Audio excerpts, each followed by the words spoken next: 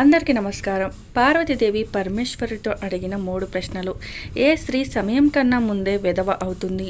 ఏ స్త్రీ ఎప్పుడు కూడా జీవితంలో సుఖాలను అనేది అనుభవించదు? ఏ వస్తువును భర్త అడిగినా భార్య ఇవ్వకూడదు? ఒకసారి పరమేశ్వరుడు కైలాస పర్వతం మీద కూర్చొని ఉన్నాడు. అప్పుడు పార్వతీదేవి పరమేశ్వరునితో కలవటానికి వెళ్ళింది. అప్పుడు పార్వతీదేవి పరమశివునితో ఇలా అంటుంది, నేను మిమ్మల్ని కలవటానికి వస్తూ ఉంటే నా దృష్టి భూలోకం పైన పడింది. ఒక గ్రామంలో 3 స్త్రీలు ఉండేవారు. వారు 3 కూడా మంచి స్నేహితులు. అందులో 2 స్త్రీలు విధవలై దుఃఖభరితమైన జీవితాన్నే గడుపుతున్నారు. ఒక స్త్రీ తన భర్తతో చాలా సంతోషంగా జీవిస్తూ ఉంది. అప్పుడు పార్వతీదేవి పరమేశ్వరునితో ఇలా అడిగింది, నాకు అర్థం కావట్లేదు ప్రభు. అందువలన నా మనసులో 3 ప్రశ్నలు ఉన్నాయి. మీరు నా మనసులో మొదలుతున్న ఈ 3 ప్రశ్నలకు సమాధానాలను చెప్పి నా మనసును శాంతిపరచండి స్వామి. అప్పుడు పరమేశ్వరుడు పార్వతీదేవి చెప్పిన మాటలు విని అప్పుడు శివుడు పార్వతిని, నువ్వు నీ 3 ప్రశ్నలను అడుగు అని పరమేశ్వరుడు పార్వతీదేవితో చెప్పారు. నేను నువ్వు అడిగిన 3 ప్రశ్నలకు సమాధానాలు చెప్పి పూర్తిగా నీ మనసును శాంతిపరుస్తాను అని అంటాడు పరమేశ్వరుడు. సరే స్వామి అని పార్వతీదేవి అప్పుడు, స్వామి, నా మొదటి ప్రశ్న, ఏ స్త్రీ సమయం కన్నా ముందే విధవ అవుతుంది? ఎటువంటి స్త్రీకి జీవితంలో ఎప్పుడు కూడా సుఖం లభించదు? స్వామి, ఏ స్త్రీ తన భర్త అడిగినా కూడా ఈ వస్తువుని ఇవ్వదు? అప్పుడు పరమేశ్వరుడు అంటున్నారు, పార్వతి, నీకు ఒక చిన్న కథ ద్వారా ఈ విషయాన్ని తెలియపరుస్తాను అని అంటారు. ఈ కథను పూర్తిగా విను పార్వతి. నువ్వు అడిగిన ఈ 3 ప్రశ్నలకు కూడా ఈ కథలోనే సమాధానం దొరుకుతుంది అని పరమేశ్వరుడు పార్వతీదేవితో చెప్తాడు. పార్వతీదేవి చెప్తుంది, మీరు చెప్తే నేను కథను ధ్యాస పెట్టి వింటాను. మీరు కథను ప్రారంభించండి. మీరు ఎప్పటి వరకైతే కథను చెప్తూ ఉంటారో అప్పటి వరకు ఇక్కడే నా మనసు లగ్నమై ఉంటుంది. పరమశివుడు కథను చెప్పడం మొదలుపెట్టాడు. సుమంగళి స్త్రీగా ఉండి సుఖమైన జీవితాన్ని అనుభవిస్తుంది. నువ్వు ఎవరైతే సుమంగళి స్త్రీ గురించి చెప్పావో ఆమె ఒక రాజుగారి దగ్గర ఒక నౌకరి యొక్క భార్య. ఏ నౌకరికి తన భార్యగా ఉందో ఆ నౌకరికి తన భార్యపై పూర్తి విశ్వాసం, నమ్మకము ఉన్నాయి. తను ప్రతివత అని.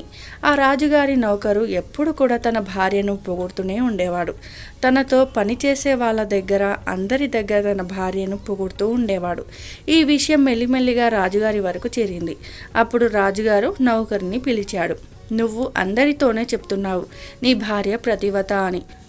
నిజంగానే నీ భార్య ప్రతివత అయితే నీకు పూర్తి విశ్వాసం ఉందా అని అడుగుతాడు. రాజుగారు మాటలు విని నౌకర్ అంటున్నాడు, నా భార్య మీద నాకు పూర్తి నమ్మకం ఉంది. నాకు నా భార్య మీద చాలా విశ్వాసం కూడా ఉంది. నా భార్య ప్రతివత అని.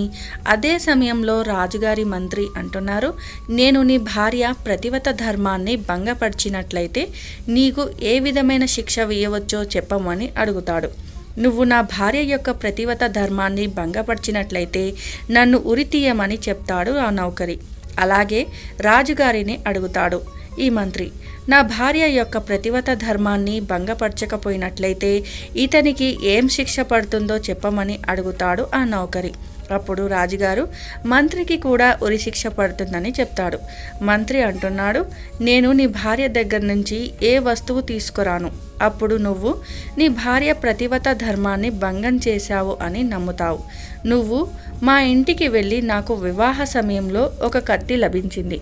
ఏదైతే వివాహ సమయంలో పెళ్లి కొడుకు ఇస్తారో అది నా భార్య చాలా భద్రంగా ఉంచింది. నా భార్య దాచి ఉంచిన కత్తి తీసుకొని వచ్చి నాకు చూపించు. అప్పుడు నేను నమ్ముతాను నా భార్య ప్రతివత ధర్మాన్ని నువ్వు పూర్తిగా నష్టపరిచావు అని. అలా చేసినట్లయితే నువ్వు ఎంత ధనం కావాలని కోరితే అంత ధనాన్ని నీకు ఇస్తాను అని చెప్తాడు. ఆ విధంగా మంత్రి చెప్పిన మాటలు విని ఆ వ్యక్తి అంటున్నాడు, ఆ స్త్రీ గురించి మాత్రం నువ్వు మాట్లాడకు. ఆ స్త్రీ ప్రతివత. ఆమె నీ మొహం కూడా చూడదు. సరే అయితే నువ్వు ఒక పని చెయ్యి. నువ్వు తనతో సంపర్కానికి ఏర్పాటు చెయ్యి. చేయకపోయినట్లయితే నువ్వు వాళ్ళ ఇంటికి వెళ్ళి వాళ్ళ ఇంట్లో ఉన్న కత్తిని తీసుకొచ్చి నాకు ఇవ్వు. ఆ స్త్రీ గుప్తంగాల దగ్గర ఏదైనా చిహ్నం ఉన్నట్లయితే ఆ చిహ్నాన్ని కూడా చూసి నువ్వు నాకు చెప్పు, నేను నీకు ఏం అడిగితే అది ఇస్తాను. ఆ షరతుకి ఆ వ్యక్తి ఒప్పుకొని నేను నీ పనిని తప్పకుండా చేస్తాను అని చెప్పి ఆ వ్యక్తి నౌకరింటికి వెళ్తాడు. తన భార్య దగ్గర వెళ్ళి చెప్తున్నాడు, అమ్మ, నేను నీ భార్య స్నేహితుడును.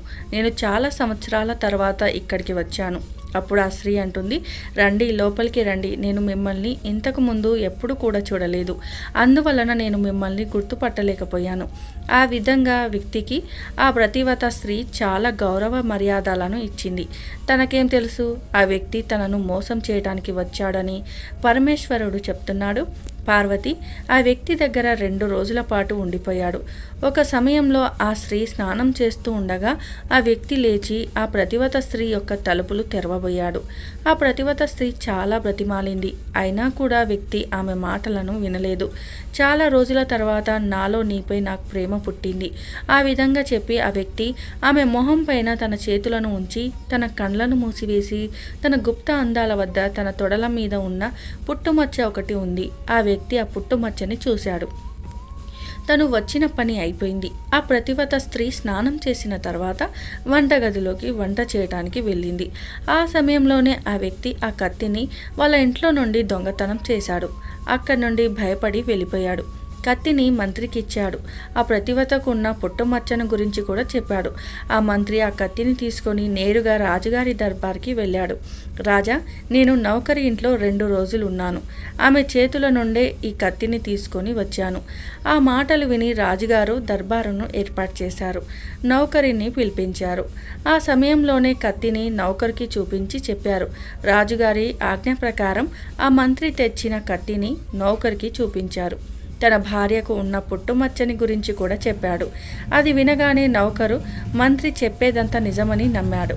నా భార్య ప్రతివత ధర్మాన్ని వదిలేసింది అని అనుకున్నాడు. పరమేశ్వరుడు చెప్తున్నాడు, పార్వతి, ఆ రాజుగారు నౌకరి ఒక 15 రోజుల్లో ఉరి తీయబోతున్నాడు. అప్పుడు రాజుగారు ఆ నౌకర్ని అడిగారు, ఏదైనా కోరిక ఉంటే చెప్పమని అడిగారు. అప్పుడు నౌకర్ అన్నాడు, నేను చివరగా ఒక్కసారి నా భార్యని కలవాలని అనుకుంటున్నాను అని చెప్తాడు. రాజుగారు ఆ నౌకరికి తన భార్యను కలవటానికి అంగీకారాన్ని ఇచ్చాడు. నౌకరు ఇంటికి వెళ్ళాడు. వెళ్ళి తన భార్యతో ఇలా అంటాడు, నువ్వు నాకు చాలా ద్రోహం చేశావు. నేను నీపై విశ్వాసంతో మంత్రితో షరతుకు ఒప్పుకున్నాను. రాజుగారి ఎదురుగా దర్బారులో నేను చెప్పాను, నా భార్య యొక్క ప్రతివత ధర్మాన్ని నష్టం చేసినట్లయితే నన్ను ఉరితీయమని చెప్పాను. నన్ను 15 రోజుల తర్వాత ఉరి తీస్తారు. నువ్వు నాకు ద్రోహం చేసి నన్ను బాధ పెట్టావు. నువ్వు నాకు ఏం మంచి చేయలేదు. పరమేశ్వరుడు చెప్తున్నాడు, పార్వతి, ఆ నౌకరి భార్య తన భర్తతో జరిగిన విషయమంతా కూడా చెప్పింది. కానీ ఆ నౌకరికి విశ్వాసం కలగలేదు. మళ్ళీ తిరిగి రాజు దర్బార్కి వెళ్ళాడు. ఇక్కడ నౌకర్ భార్య ప్రతివత భగవంతుణ్ణి ప్రార్థిస్తూనే ఉంది. రాజుగారి ధర్మానికి వెళ్ళి రాజుగారి ఎదురుగా తన నాట్యాన్ని చేయటానికి అనుమతిని కోరింది. పరమేశ్వరుడు చెప్తున్నాడు, పార్వతి, ఆ ప్రతివత అయిన నౌకరి భార్య భగవంతుణ్ణి తలుచుకుంటూ తన వేషాన్ని మార్చుకుంది. రాజుగారి దగ్గర నాట్యం చేయటానికి ఆజ్ఞని ఇవ్వమని అడుగుతూ ఉంది. ఆ నౌకరి భార్య చాలా అందంగా ఉంటుంది. అందువలన ఆ రాజుగారు ఆమె నాట్యం చేయటానికి అంగీకరించారు. మంత్రులు, నౌకర్లు అందరూ కలిసి నాట్య ప్రదర్శనను ఏర్పాటు చేశారు. పరమేశ్వరుడు చెప్తున్నాడు, పార్వతి, రాజుగారు మంత్రులు అందరూ కూడా రాజదర్బార్లో కూర్చొని ఉండగా నౌకరి భార్య నాట్యం చేయటం ప్రారంభించింది. రాజుగారికి ఆ స్త్రీ నాట్యం చాలా బాగా నచ్చింది. అప్పుడు రాజుగారు అన్నారు, నువ్వు ఏం అడగాలనుకుంటున్నావు? నువ్వు ఏం అడిగితే అదే నీకు నేను ఇస్తాను అని ఆ రాజు చెప్పాడు. అప్పుడు ఆ నౌకరి భార్య అంటుంది, ఈ సభలో ఉన్న వారే నా దగ్గర దొంగతనం చేశారు. నా దగ్గర డబ్బులు తీసుకున్నారు. ఇప్పటి వరకు తిరిగి ఇవ్వలేదు. వారికి ఉరిశిక్ష వెయ్యండి. అప్పుడు రాజుగారు అంటున్నారు, సరే, వారికి ఖచ్చితంగా ఉరిశిక్షను వేస్తాను. ఆ దొంగ ఎవరమని చెప్పమంటాడు. వారి పేరు చెప్పావంటే నేను తప్పకుండా వారికి ఉరిశిక్షను వేస్తాను. నీ మంత్రిగారే దొంగ, అతనిని వెంటనే ఉరితీయమని చెప్పింది. అది విని మంత్రిగారు లేచి వెంటనే అంటున్నారు, నేనిప్పుడు కూడా ఏ దొంగతనం చేయలేదు. నేను ఈ రోజు వరకు ఈమె మొహాన్ని కూడా చూడలేదు. ఈమె దగ్గర ఎలా దొంగతనం చేయగలను అని మంత్రి చెప్తాడు. ఈ రోజు వరకు ఈమె మొహాన్ని అస్సలు చూడలేదు అని. రాజా, ఈ మంత్రికి నేను తెలియనప్పుడు ఈ మంత్రి ఈ కత్తిని ఎక్కడి నుంచి తీసుకొని వచ్చాడు? నేను మీ దగ్గర పనిచేసే నౌకరి భార్యను. మీరు నా నిర్దోషి అయిన నా భర్తకు ఉరివేయాలని అనుకుంటున్నారు. నేను ఇప్పుడు మీకు జరిగిందంతా చెప్తాను. ఈ మంత్రి నా దగ్గరికి ఒక వ్యక్తిని పంపించాడు. గుప్త స్థానంలో ఉన్న పుట్టుమచ్చల గురించి తెలుసుకున్నాడు. ఆ వ్యక్తి మా ఇంట్లో నేను వంట చేస్తూ ఉండగా కత్తిని దొంగలించి ఆ వ్యక్తి మంత్రికి ఇచ్చాడు. మంత్రి గారు పంపించిన ఆ వ్యక్తి మా ఇంటికి వచ్చి నాతో చెప్పాడు. ఆ వ్యక్తి నా భర్తకు స్నేహితుడు అని చెప్పాడు. అతను మా ఇంటికి అప్పుడే మొదటిసారిగా వచ్చాడు. అందువలనే అతడు ఎవరో నాకు తెలియదు. నేను ఆ వ్యక్తిని చాలా గౌరవంగా చూశాను. మా ఇంట్లో ఉండటానికి ఏర్పాటు చేశాను.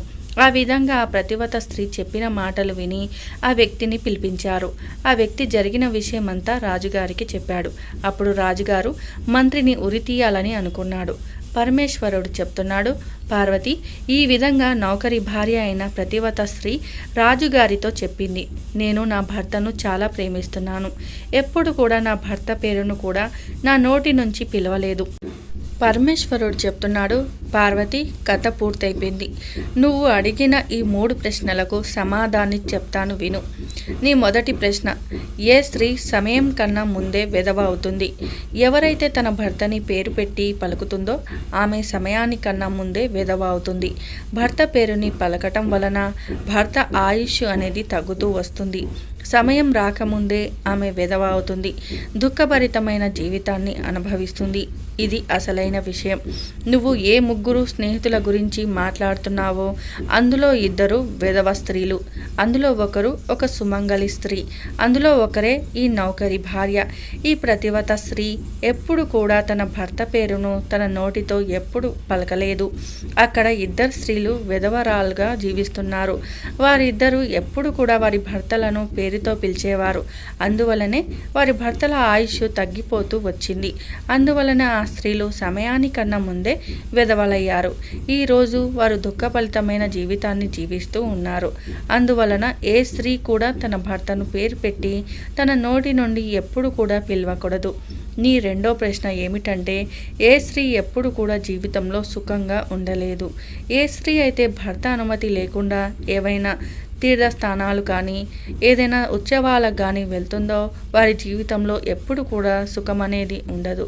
అటువంటి స్త్రీ జీవితమంతా కూడా ఏదో ఒక దుఃఖంతో బాధపడుతూ ఉంటుంది. అటువంటి స్త్రీకి భర్త ప్రేమ ఎప్పటికి కూడా లభించదు. నువ్వు అడిగిన 3వ ప్రశ్న, ఏ స్త్రీ తన భర్త అడిగినప్పటికీ కూడా వాటిని ఇవ్వదు? అవి ఏమిటంటే, ఒక స్త్రీ ఎప్పుడు కూడా తన భర్తను శాపనార్థాలు పెట్టకూడదు. ఎవరైతే స్త్రీ భర్తను ఎప్పుడు తిడుతూ ఉంటుందో ఆమె ఎప్పుడు కూడా మంచి చరిత్రను పొందలేదు. అటువంటి స్త్రీ జీవితం అంతా ఏడుస్తూనే ఉంటుంది. ఏ స్త్రీకి జీవితంలో సుఖం అనేది రానే రాదు. అటువంటి స్త్రీ సమయానికన్నా ముందే విధవ అవుతుంది. ఈ 3 ప్రశ్నలకు సమాధానాలు విన్న తర్వాత పార్వతీదేవి సంతృష్టి చెంది అంటుంది, ఏ స్త్రీ చరిత్ర అయితే బాగుంటుందో ఆ స్త్రీ అయితే ఎప్పుడు నవ్వుతూ సంతోషంగా భర్తను గౌరవిస్తూ ఉంటుందో అటువంటి స్త్రీ దుఃఖభరితమైన జీవితాన్ని జీవించదు. అటువంటి ఇంట్లో లక్ష్మీదేవి ఎప్పుడు కూడా స్థిరంగా కొలువై ఉంటుంది. అటువంటి స్త్రీలకు ధనధాన్యాలకు లోటు ఉండదు. అటువంటి స్త్రీ ఆ ఇంటిని స్వర్గంలా మారుస్తుంది. ఈ వీడియో నచ్చితే లైక్ చేయండి. ఇలాంటి మరిన్ని ఇంట్రెస్టింగ్ వీడియోస్ కోసం మా ఛానల్ని సబ్స్క్రైబ్ చేసుకోండి. ధన్యవాదాలు.